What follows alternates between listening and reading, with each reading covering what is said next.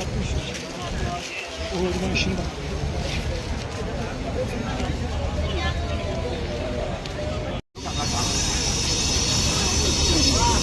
Ya tak ada duduk di level. Mau kali ke tangki full dia ya. Masya-Allah. Mana بكري الحجر الحجر تحضر له برد.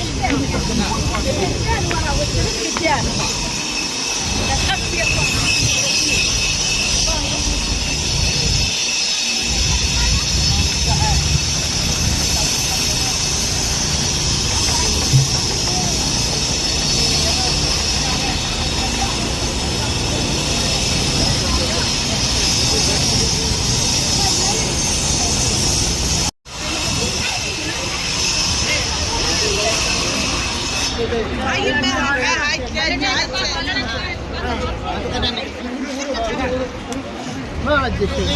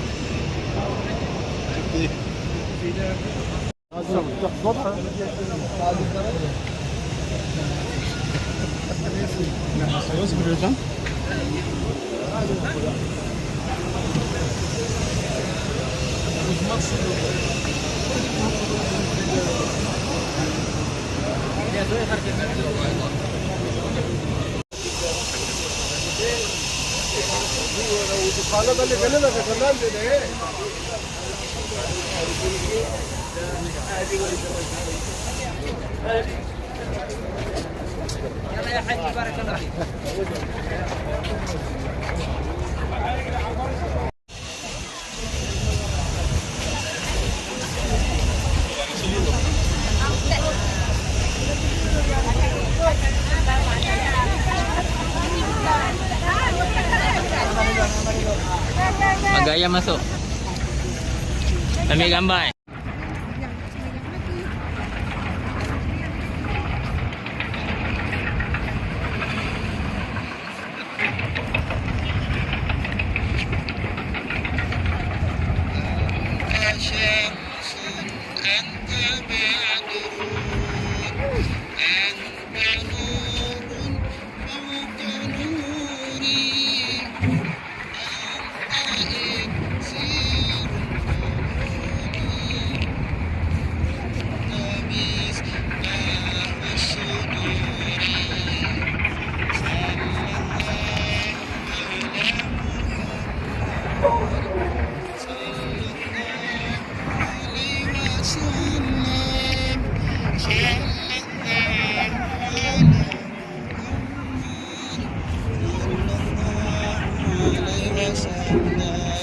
Assalamualaikum warahmatullahi wabarakatuh. Waalaikumsalam. Alhamdulillah. Wassalatu wassalamu ala Rasulillah wa ala alihi wa sahbihi wa mawalah. Asyhadu an la ilaha illallah wahdahu la syarika lah wa asyhadu anna Muhammadan abduhu wa rasuluh. Allahumma shalli ala sayidina Muhammad wa ala ali sayidina Muhammad. Bagi yang tak sahabat Allah SWT, Nabi SAW bila melalui ujian yang sangat berat, waktu Nabi SAW berhijrah daripada Mekah ke Madinah, Nabi keluar daripada kampung halaman, Nabi naik atas bukit, Nabi berkata, Nabi pandang ke Mekah, Nabi kata, wahai bumi Mekah, kalau tidak kerana kaumku yang halau aku keluar daripada sini, aku takkan keluar. Nak menunjukkan bahawa sayangnya Nabi kepada tanah air. Dan akhirnya Nabi pun berjalan bersama dengan Sayyidina Abu Bakar As-Siddiq, dengan pembantunya serta penunjuk jalan, 4 orang. 4 orang ni berjalan tuan-tuan, akhirnya sampai di mana? Sampailah di Quba ini. Yang pertama, kalau tuan-tuan pusing belakang ni, sini belakang ni sini ada lorong, tapi dia sekarang ni dia nak besarkan Masjid Nabawi, Masjid Quba ni nak besarkan, maka dia pecah bangunan ni. Jadi kalau dulu coastal kita boleh lalu dekat sana, ada dipanggil Masjid Sobah. Masjid apa? Masjid Sobah. Masjid Sobah tu asal kata subuh. Kerana apa? Nabi SAW sampai di bumi Madinah ini, Quba ni dia sepadan. Ya, pinggir Madinah. Nabi sampai tu waktu subuh. Maka Nabi solat subuh di sana. Dan sekarang ini sama ada kerajaan Saudi ataupun duduk sini, dia naikkan satu bangunan, dia letak sejadah. Mana siapa nak solat, boleh solat di bekas tapak Nabi SAW mengerjakan solat subuh 1400 tahun yang lalu, semasa Nabi SAW sampai ke bumi Madinah. Jadi bila Nabi sampai ke Quba ini, maka Nabi pun beristirahat. Ya, Nabi beristirahat. Orang-orang Madinah ya, membawa Nabi ke rumah Sayyidina Kalsum. Kalau dekat Arab Saudi ni, Sayyidina Kalsum tu lelaki ke perempuan? Lelaki. Sayyidina Kalsum bin Hamam. Cuma sampai kat Malaysia jadi perempuan. Dia macam tu lah. Kalau kat Arab Saudi ni, Jawahir ni perempuan. Sampai kat Malaysia jadi lelaki-lelaki. Macam itulah. Jadi lelaki-lelaki. Jadi Nabi SAW dan Sayyidina Abu Bakar bergerak lepas subuh, bergerak sampai sini waktu duha. Ya. Nabi bergerak waktu duha di mana? Di tempat ini, di belakang ini. Dan di sini ada Telaga Izik dan di rumah Sayyidina Kalsum. Dan bila mana Nabi sampai pada waktu duha, Nabi duduk, Nabi berehat, Nabi solat. Ketika Nabi solat tu orang dah mula ramai. Waktu subuh tadi tak ada orang lagi. Sebab orang semua baru bangun tidur. Jadi, bila masuk waktu duha, berita pun telah disebarkan bahawa Nabi SAW dah sampai. Maka mereka mula berkumpul, berhimpun. Dan akhirnya mereka sampai itu oleh kerana Nabi SAW dan Abu Bakar ni dia sama. Nabi ni, dia orang yang sangat qanaah, sangat yang sederhana. Pakaian Nabi, sifat Nabi, penampilan Nabi sama dengan Abu Bakar. Ya. Jadi menyebabkan orang yang datang ni tak kenal Nabi. Dia tak tahu yang mana satu Nabi. Ya, dia tak tahu yang mana satu Nabi Muhammad SAW. Jadi mereka nak pergi ni macam serba salah. Nak ke sini ke buakar kan, takut salah orang. Maka oleh kerana Abu Bakar faham signal tu, dia faham orang tu tak tahu. Maka dengan penuh kemuliaan dan kebijaksanaan Abu Bakar ni, dia ambil rida ni, ya. Contohnya, Abang Haji main sini. Kan? Contohlah ni contoh. Jadi dia ambil rida ni, dia letak sini. Dia letak sini. Jadi apa maksud dia? Bila orang yang ada rida ke tak ada rida yang mulia? Ada rida. Maka tahulah orang Madinah pada ketika itu bahawa inilah Rasulullah SAW. Lalu mereka kumur, mereka salam dan sebagainya. Ini hikmah kebijaksanaan para sahabat bagaimana nak memuliakan Nabi SAW tanpa memalukan orang lain. Hebatnya Nabi kita. Hebatnya sahabat-sahabat Nabi SAW. Jadi Nabi duduk di sana dan saya dikhabarkan kita tak boleh masuk sebab sekarang masih lagi under construction. Ya. Jadi saya bercerita. Jadi Nabi akan duduk di sini selama 4 hari. Dan pada waktu siangnya Nabi dan para sahabat akan bergerak daripada Telaga Izik ni. Nabi akan bergerak ke sini untuk membangunkan Masjid Quba selama 4 hari. Dikatakan dalam sejarah Nabi ni pikul batu sampai bungkuk pada Madinah. Batu. Dan sahabat kesian dengan Nabi. Sahabat kesian. Lalu sahabat kata, ya Rasulullah biarkan bantu. Rasulullah kata tak nak. Rasulullah nak buat sendiri. Jadi nak menunjukkan kepada kita, Masjid Quba ini adalah masjid yang pertama yang dibina atas tangan baginda Nabi SAW. Jadi ketika tuan-tuan solat tahiyatul masjid tadi, tuan-tuan solat hajat tadi, tuan-tuan telah solat dalam suatu masjid yang dibina sendiri oleh tangan Nabi SAW. Macam kita lah tuan-tuan kita makan dekat restoran sana, restoran sini, makan dekat western lah, dekat seafood lah, kan? Tapi mana yang lebih hebat dengan kita makan masakan hasil tangan ibu dan ayah kita, ibu kita?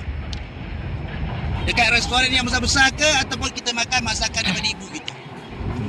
Tentulah daripada ibu kita. Begitu juga tuan-tuan. Kita pergi masjid besar macam mana pun, indah macam mana pun, dia tidak akan menandingi kehebatan kita dapat solat di masjid yang dibina oleh tangan baginda Nabi SAW. Jadi syukurlah tuan-tuan, ya, kerana kita dapat sampai pada hari ini dan Nabi sangat cintakan masjid ini. Nabi SAW dia sangat cintakan masjid ni. Kita ni manusia ni, kalau kita cinta sesuatu, kita akan cari dia selalu. Kalau kita cintakan sesuatu, kita akan sebut nama dia selalu. Kalau kita cintakan sesuatu, kita akan jumpa selalu. Begitu juga dengan Nabi SAW, kerana dia cinta dan kasihnya Nabi SAW kepada Masjid Quba ini, setiap pagi bila ada kelapangan, terutamanya hari Isnin dan hari Khamis, Nabi akan berjalan kaki. Ya, Nabi akan berjalan kaki daripada Masjid Nabawi sampai ke sini. Nabi jalan kaki tu. Ya, Nabi jalan kaki, kadang-kadang Nabi naik unta datang sini semata-mata untuk solat 2 rakaat. Kerana cinta dan kasihnya baginda Nabi SAW kepada Masjid Quba. Sebab itu, ya, dalam satu hadis Nabi SAW menyatakan bahawa barang siapa yang berwuduk di rumahnya dan dia datang ke sini solat sunat 2 rakaat, maka baginya ganjaran pahala umrah yang sempurna. Nak gambarkan betapa mulianya, barakahnya tempat ini, sehingga kan bagi siapa yang solat di sini tadi, insya-Allah mudah-mudahan Allah bagi kita pahala umrah yang sempurna. Ya, jadi dah dapat pahala umrah, dah pergi umrah tak? Dah. Ya, kerana itu tanggungjawab kita. Yang kedua, ketika zaman Nabi SAW dan beberapa orang sahabat, pernah satu ketika Nabi ni orang selalu jumpa. Sampai satu masa tu Nabi nak dapatkan privacy. Nabi nak rehat sekejap. Nabi nak rehat, maka Nabi keluar daripada Masjid Nabawi. Siapa boleh Google Masjid Nabawi daripada arah mana? Tak tahu apa nampak. Tak tahu. Duduk sana. Turun ni kan? Okey. Masjid Nabawi daripada arah sini.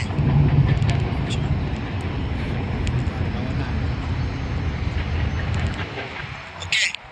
Kalau seorang belum Google Ustaz untuk confirmation. Jadi satu hari tu Nabi dia nak dapatkan privacy sebab hari-hari orang jumpa, hari-hari sahabat-sahabat jumpa. Nabi nak rehat. Jadi bila Nabi SAW nak rehat tu, maka Nabi keluar daripada Masjid Nabawi, Nabi jalan-jalan sampailah ke Telaga Khatam ni. Ataupun Telaga Aris panggil. Nabi sampai di sini, Nabi seng-seng baju sampai nampak betis. Dalam sirah menyatakan Nabi seng-seng tu sampai nampak betis. Jadi sampai nampak betis, Nabi pun duduklah. Kaki Nabi tu dalam periginya besar, bukan besar ni, besar. Jadi kaki Nabi tu berlunjuk ke air. Nabi duduk seorang-seorang. Maka ada seorang sahabat Nabi, Abu Musa Al-Ash'ari. Dia keluar hari tu, dia rasa macam, dia kata hari ni aku nak khidmatlah dengan Nabi, aku nak tolong Nabi. Jadi maka dia keluar, dia tanya sahabat, Rasulullah mana Rasulullah? Maka sahabat beritahu Rasulullah dah pergi ke arah sana. Maka dia nampak Nabi SAW pergi ke sini. Maka Abu Musa Al-Ash'ari tu keluar daripada Masjid Nabawi juga ikut Nabi perlahan-lahan ikut sampai ke sini. Bila sampai di sini, Abu Musa Al-Ash'ari berkata, ya Rasulullah, tuan nak rehat ke hari ni? Ya, saya nak rehat. Kalau boleh saya tak nak orang ganggu saya hari ni. Maka Abu Musa Al-Ash'ari kata, tak apa, saya akan jaga dekat pintu. Orang yang tuan bagi masuk, ya saya bagi masuk. Maka Nabi SAW duduk dengan kaki di kain diangkat sikit. Nampak betis Nabi duduk dekat air ni. Maka Abu Musa Al-Ash'ari ni dia tunggu dekat pintu. Bila dia tunggu kat pintu, tiba-tiba yang pertama datang adalah seorang sahabat Nabi bernama Sayyidina Abu Bakar. Maka Sayyidina Abu Bakar kata, ya Abu Musa Al-Ash'ari, dalam ni ada Nabi kan? Dia kata, ada, tapi tunggu sekejap. Maka Abu Musa Al-Ash'ari ni jumpa Rasulullah SAW, kata, ya Rasulullah, Abu Bakar datang, boleh masuk tak? Maka Rasulullah kata, silakan dia masuk dan bagi tahu kepada dia, maka dia adalah ahli syurga. Nabi pergi garantor Abu Bakar itu, Abu Bakar adalah ahli syurga. Maka Abu Musa Al-Ash'ari pun panggillah dia masuk. Maka Abu Bakar Siddiq tu dia seng-seng juga kain dia, nampaklah betul dia duduk setelah Rasulullah duduk dekat air ni. Dia rehat terapi. Kemudian datang seorang lagi iaitu Sayyidina Umar. Dia ketuk pintu. Dia kata, Abu Musa Al-Ash'ari, dalam Rasulullah tak? Ada, saya nak jumpa, nanti dulu. Maka Abu Musa Al-Ash'ari ni beritahu Rasulullah, ya Rasulullah, Sayyidina Umar datang ni, boleh masuk tak?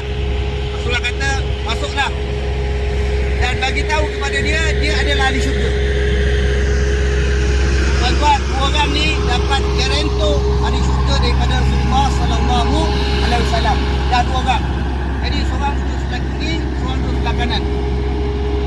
Dan yang ketiga datanglah 1 orang lagi, iaitu Sayyidina Uthman bin Affan. Bila datangnya Sayyidina Uthman bin Affan, maka Abu Musa Asy'ari kata, sabar dulu, saya nak tanya Rasulullah. Maka ditanyalah kepada Rasulullah. Maka jawab Rasulullah, dia kata, persilakanlah masuk. Dan bagi tahu dia bahawa dia adalah ahli syurga dan dia akan diuji dengan ujian hidup sebelum dia meninggal. Maksudnya Rasulullah dah bagi signal dah pada Sayyidina Uthman. Maka Abu Musa Asy'ari pun bagi tahu pada Sayyidina Uthman, dan Sayyidina Uthman pun masuk. Oleh kerana 1, 2, 3 dia dah rapat, dan Uthman dia tak boleh duduk rapat dengan Rasulullah. Jadi dia duduk pada depan gitu. Satu, Rasulullah duduk tengah, Abu Bakar, Sayyidina Umar, Uthman dia duduk beradab. Dan tuan-tuan, hikmah daripada apa yang berlaku ini menunjukkan kepada kita akhirnya ketika wafatnya kesemua ini, maka Rasulullah bersama dengan siapa kuburannya? Dengan Abu Bakar, dengan Umar. Sayyidina Uthman di mana? Di Baqi'. Kedudukan ini dah menggambarkan kedudukan jasad mereka ketika mereka wafat. Yang kedua, saya ceritakan tadi, Rasulullah kan diangkat betis kan, dia duduk nampak betisnya. Ketika Sayyidina Abu Bakar masuk, Rasulullah macam tu lagi. Ketika Umar masuk, Rasulullah macam tu lagi. Ketika masuknya Sayyidina Uthman, Rasulullah terus jatuhkan baju. Jadi Sayyidina Umar dan Abu Bakar ni dia macam pelik lah. Ya Rasulullah, awak tu. Bahasa kita. Kenapa pula tu tiba-tiba lah tutup kaki? Tadi okey je kan. Rasulullah kata, Uthman ni dia macam orang ni. Dan Uthman ni malaikat pemalu dengan dia. Dan hebatnya Sayyidina Uthman Al-Affan ini merupakan satu-satunya manusia yang berkahwin dengan 2 orang anak baginda Nabi SAW. Dia kahwin anak Nabi yang pertama, meninggal, dia kahwin anak Nabi yang kedua. Dan tuan-tuan, dan di Telaga Arsni jugalah berlaku satu kisah yang cukup sedih. Yang mana ketika kewafatan Nabi SAW, Nabi ada cok mohor, dia ada cincin dia yang tulis Allah, Rasul, Muhammad. Bacaan dia Muhammad Rasulullah, ya. Dan cincin inilah ketika Rasulullah wafat, Rasulullah bagi kepada Sayyidina Abu Bakar. Dan Abu Bakar wafat, bagi kepada Sayyidina Umar. Sayyidina Umar wafat, bagi kepada Sayyidina Uthman. Dan ketika zaman Sayyidina Uthman jadi khalifah, ketika dia datang ke sini, dia bermain-main dengan kolam ini, dengan telaga ini, cincin ini terjatuh dalam telaga. Cincin pemberian Rasulullah sallallahu alaihi wasallam. Dia bukan cincin tunang kan, cincin kahwin ni. Cincin pemberian Rasulullah, pusaka. Jatuh dalam ni, hilang. Dan mereka sedut air, keluarkan air 3 hari 3 malam, cari-cari, akhirnya tak jumpa. Maka di situlah, ya, dikatakan para ulama bermula pada saat itu, saat berlakunya fitnah, sehingga yang akhirnya menyebabkan terbunuhnya Sayyidina Uthman. Jadi tuan-tuan, bila kita jalan, kita melangkahkan kaki di bumi Madinah ini, terutamanya tempat-tempat berlakunya sirah baginda Nabi sallallahu alaihi wasallam, kita berjalanlah dengan penuh tawaduk, dan kita kena ada merasakan bahawa jalan-jalan yang kita pijak ini, tapak-tapak yang kita pijak ini merupakan bekas tapak-tapak kaki yang dipijak oleh baginda Nabi sallallahu alaihi wasallam. Baik itu tuan-tuan, walaupun kita tengok tempat ni biasa, kosong, tak ada apa, tetapi dari segi keberkatannya, dari segi barokahnya, berpuluh-puluh juta dah manusia telah sampai ke sini. Mungkin tuan-tuan baru kali pertama sampai, tapi ada orang saya tak tahu, dia akan datang, dia akan pergi ke sini. Kalau 10 kali dia pergi umrah, 10 kalilah dia akan datang ke sini. Kerana apa? Kerana barokah. Baik itu tuan-tuan, pada masa yang sama kita pun kena develop diri kita sebagai insan yang memberi barokah. Insan yang ada barokah, yang ada manfaat, yang memberi kelebihan kepada orang, yang boleh membantu orang, orang suka kita ada. Kerana berkatnya kita datang. Begitu juga tuan-tuan, kalau kita ni hidup kita berkat, kita ni jenis banyak berkhidmat pada orang, banyak membantu orang, kita banyak menyumbang, kita banyak menolong, insya-Allah tuan-tuan, walaupun kita mati sekalipun, orang akan ingat kita. Kalau orang tak ingatkan kita pun, Allah akan datangkan sesuatu supaya orang ingat kepada kita. Kerana keberkatan ni adalah hasil susunan Allah SWT, bukan kita. Kadang-kadang orang tu tak terkenal dekat kampung kita, orang ingat dia sampai bila-bila. Orang tu ada jawatan, ada nama, ada pangkat, orang tak kenal. Kerana apa? Semua ini adalah anugerah Allah Subhanahu wa taala. Mudah-mudahan sikit sebanyak kita dapat mencontohi akhlak baginda, akhlak para sahabat, untuk menjadikan kita lebih baik pada masa-masa yang akan datang, insya-Allah. Jadi amin ya rabbal alamin.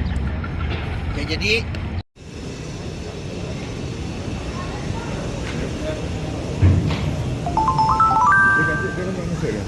Apa masuk lah?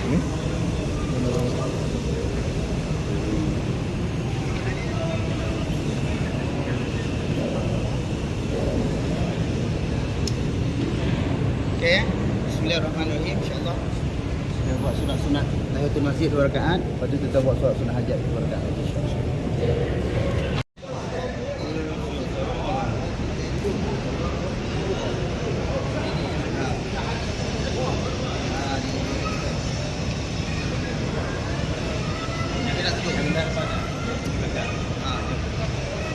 Kamu. Kamera yang canggih sikit.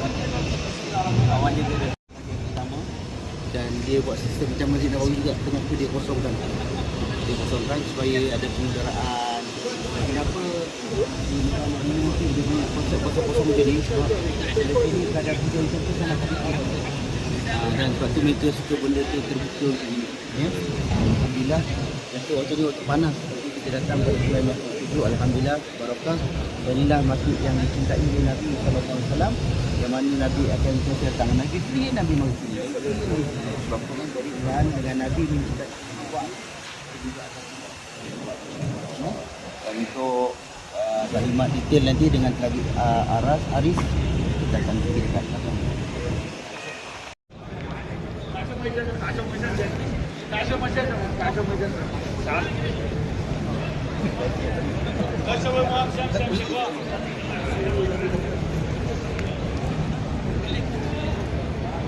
Raja Rumi apa? Kubah air tu.